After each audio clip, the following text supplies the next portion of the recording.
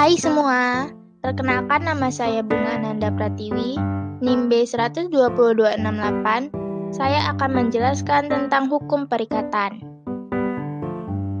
Apa itu hukum perikatan? Perikatan dalam arti sempit yaitu hubungan hukum yang menimbulkan hak dan kewajiban dalam perikatan tersebut di antara dua pihak. Yang mana pihak yang satu disebut kreditur, berhak atas prestasi, dan pihak yang lain disebut debitur, berkewajiban memenuhi prestasi. Menurut Profesor Subakti, perikatan adalah suatu hubungan hukum antara dua orang atau dua pihak, berdasarkan mana pihak yang satu berhak menuntut suatu hal dari pihak yang lain, dan pihak yang lain berkewajiban untuk memenuhi kewajiban itu. Perikatan yang dimaksud buku ketiga BW yaitu mempunyai ciri dalam nilai ekonomis atau nilai uang dari prestasinya. Jika hak dan kewajiban perikatan tidak dipenuhi, harus ada kerugian yang bisa dinilai dengan uang. Syarat sah perikatan menurut pasal 1320 KUH Perdata. Yang pertama, sepakat para pihak yang mengikat dirinya. Yang kedua, kecakapan untuk membuat suatu perikatan. Yang ketiga, suatu hal tertentu. Dan yang keempat, suatu sebab yang halal. Subjek dalam perikatan: kreditur, pihak yang berhak atas prestasi tersebut. Debitur, pihak yang wajib memberikan prestasi. Sumber perikatan: jenis perikatan berdasarkan prestasinya menurut Undang-Undang dalam pasal 1234 BW.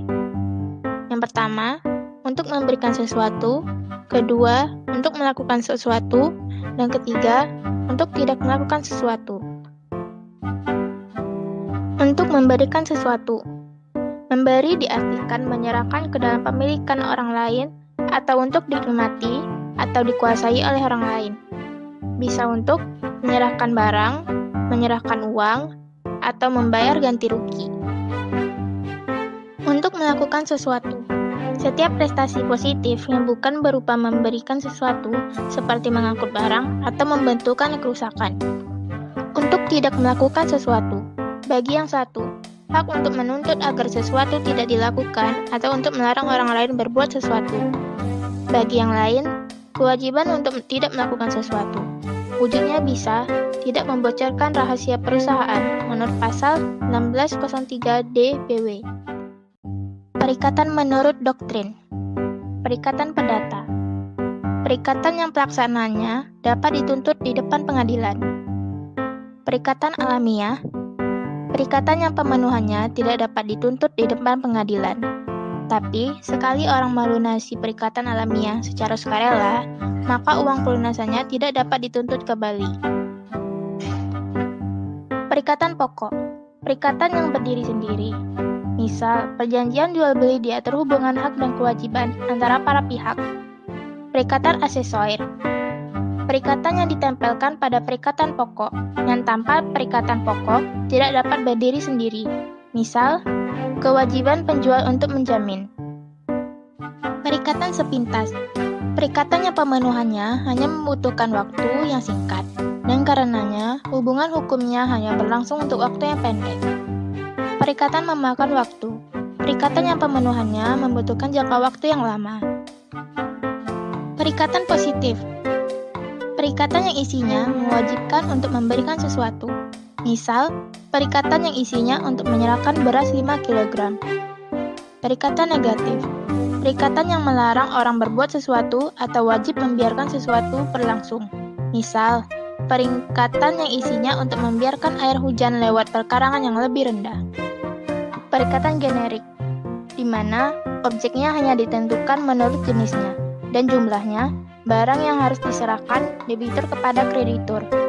Misal, kewajiban menyerahkan 100 kg terigu. Perikatan spesifik.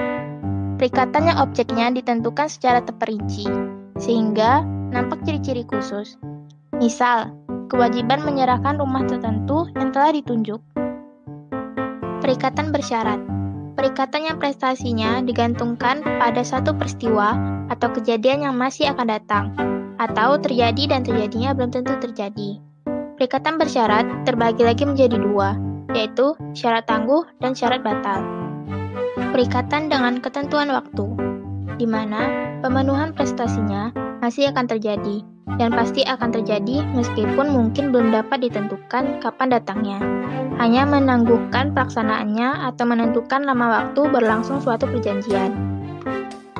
Misal, saya akan menyewakan rumah sampai 1 Desember 2021.